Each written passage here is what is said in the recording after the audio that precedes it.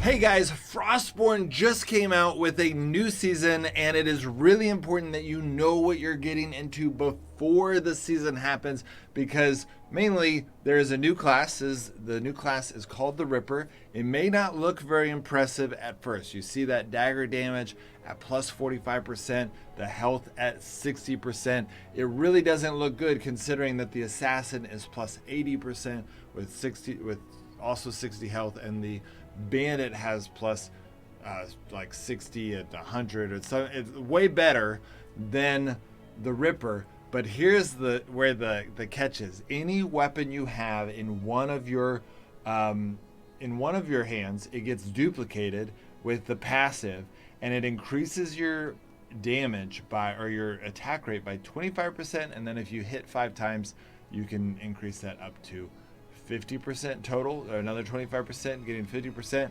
And so when you take that 145% damage and you add a 50% attack rate, the speed at which you attack, it actually goes up to about 210%. So that is better than, like, the Fire Mage has a plus 100%. So that would be, it's 10% better than that. Now the Fire Mage can get 5 stacks of its own, and that can get it up to essentially 225% total, whereas the Ripper's at 210.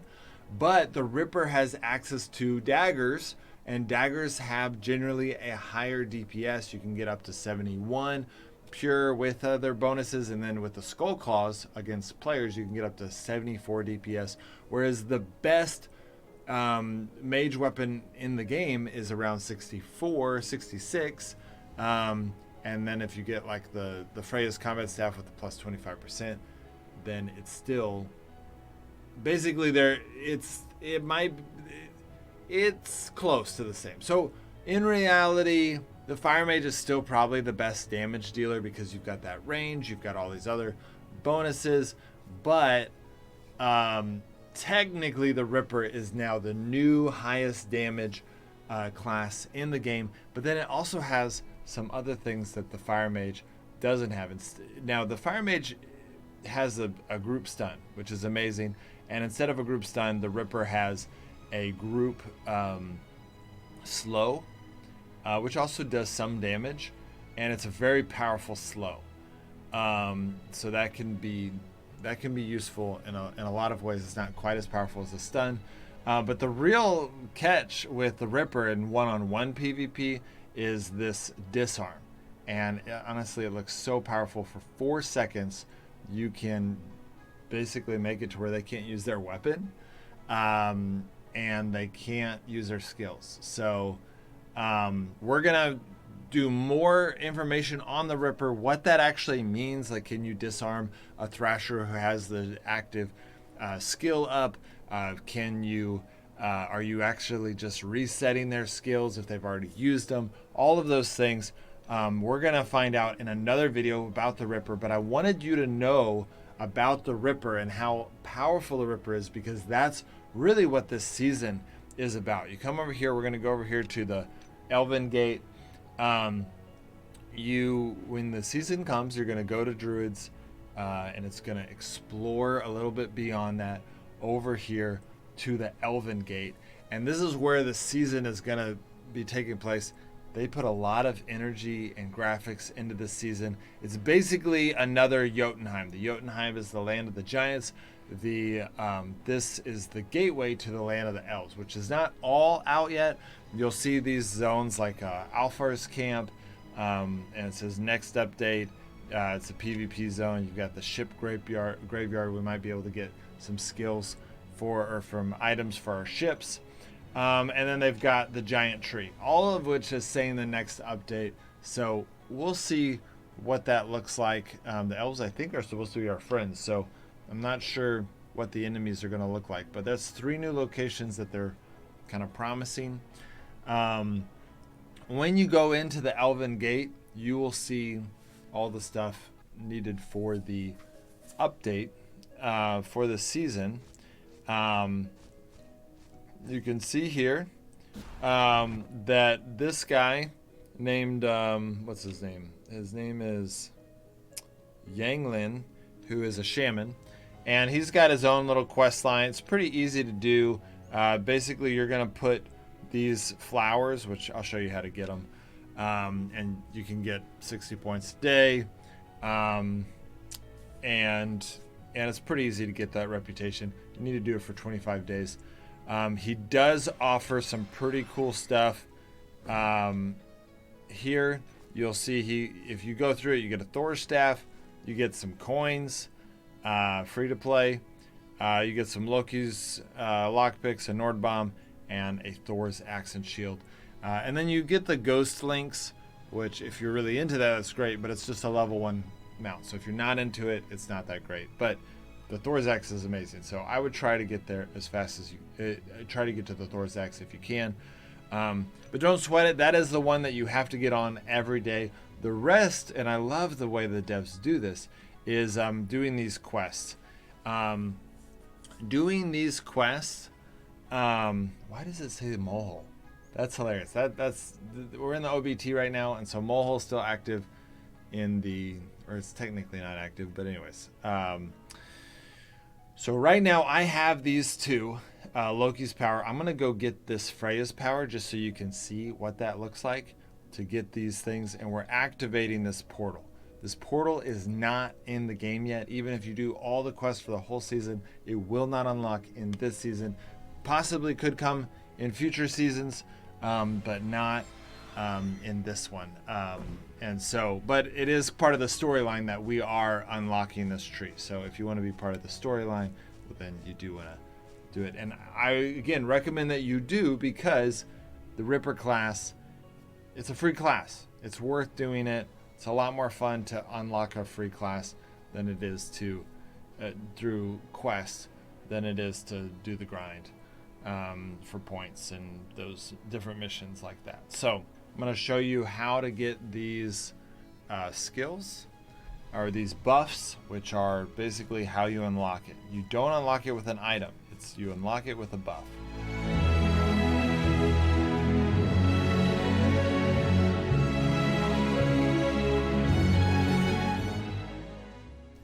Nope, nothing. Okay, let's go to the other green zone.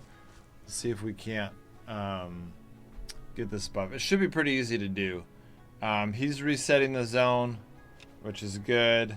There will be a lot of resetting zones in this season, so be prepared to reset zones. That's going to be something that we're all going to need to do.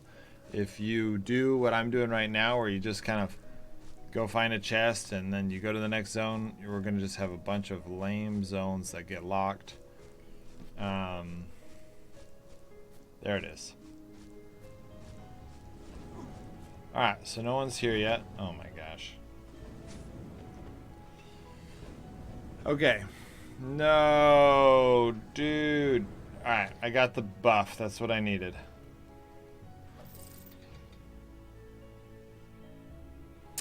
I just left the zone. That's so dumb. I mean, I got the buff. He's going in for the flower.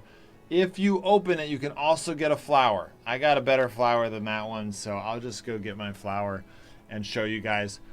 Once you do that, finish opening it, you get the buff. You can see here that I've got the Freya's power buff. That's what I just got from doing that. That's all that really matters as far as the quest. But then if you go ahead and open it again, you can get more points for that other quest line I was showing you. So I'm going to go ahead and do that. Got a flower in here. Alright, running back to the Elven Gate. And these buffs stack, and they last for 24 hours. I'm actually curious, now that I think about it, whether or not you can refresh that timer. I'll find that out for you guys in the future. Whether or not you can refresh timers on your buffs, and whether or not you lose those buffs if you get killed. I think you do. I imagine you do, but maybe not. We'll see. So now when you go here, it says you're good, because I don't have anything on me right now. I don't have any. I mean, I do have a flower on me, but I don't have those things on me. This is specifically those buffs, and you get that buff just by being the first to open that chest. So that's how I got it. I'm going to hit claim. That gave me 20 points, and now I can do it again. Now I need to go open 2 more of those, and again, if they're already open, it doesn't count. I have to be the first to open it, get that power, get those stacks, and then I got to go do the blue ones, which is in the yellow zones, and the purple ones eventually. You can see I already have a purple bonus, but the quests haven't been asking for that yet. Those are the red zones. Obviously, I would start with the harder ones and move to the easier ones. The green ones should always be last because you can't die. So if you've got all the other stacks, then you can just do the green zones. But if you go get the green zone stacks and then die in a red zone, well, then, I mean, it's not that big of a deal, but it's a waste of time. So don't do that. All right, we're going to accept that. And then you can come over here and you can turn in the flowers. You can see here I've now finished all 60 points that I can do in this one day. I got to wait for the next day. And so, you know, there's not that great of stuff early on, but it gets better and better as I was showing you guys. So that is most of the update, but there is one more huge thing about this update that I will show you guys. And let's see, how am I going to show this to you? Let's go. I'm going to put stuff away because, yeah, I want to show this to you. It's pretty epic. It is really awesome, honestly. I feel like the devs keep making better and better changes to this game, and it is just feeling perfect. I'm loving it. So let's put this stuff away.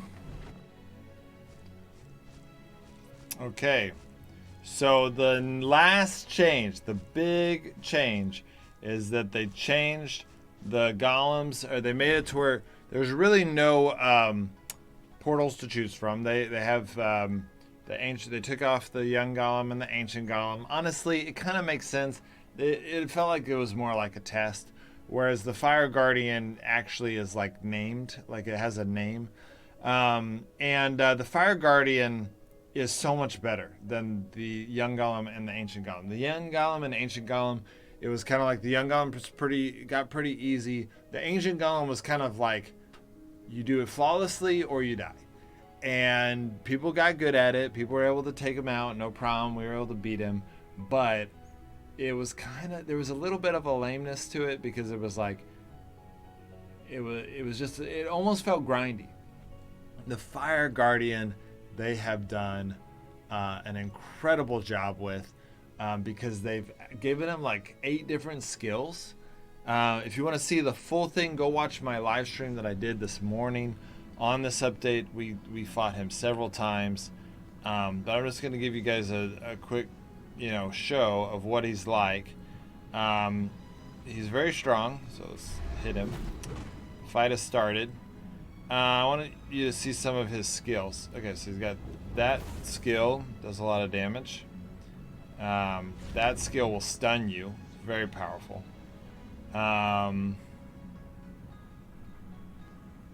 What else? Come on, show me your other skills. So that one stuns. Should have brought some healing. Alright. And I think some of his skills might...